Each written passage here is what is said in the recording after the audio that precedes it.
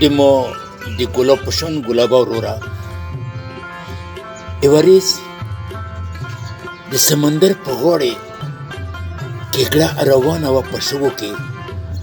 نو وروستو یې د هغې د پل ډېر ښکلی ډیزاین و ښکلې نقشه جوړېدله. نو د کېکړې چې وروسته وکتو نو ډېره زیاته خوشحاله شوه. نو بیا څه ګوري چې په دې کې د سمندر یوه چپه راغله. و د کېکړې هغه پلونه یې هغه نقشه ډیزاین یې د ځان سره وران کړه یو. نو د کېکړه ډېره خفه شوه. و د سمندر نه ګیله وکړه چې ظالمه د تا نه د ما دغه خوشحالي نه برداشت کېدله چې ما وکتلو چې د مخ په ښکلې نقشه جوړه ده.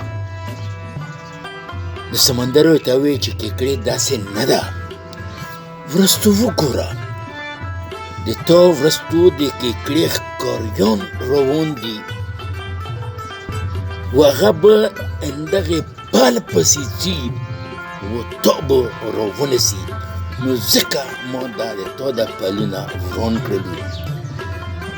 نو ګلالو وروڼو دغه واقعه موږ دا پیغام راکوي چې داسې نه ده چې د تا په خیال کې څه راشي نو هم هغسې ده وي. ډېره ډېره مهرباني.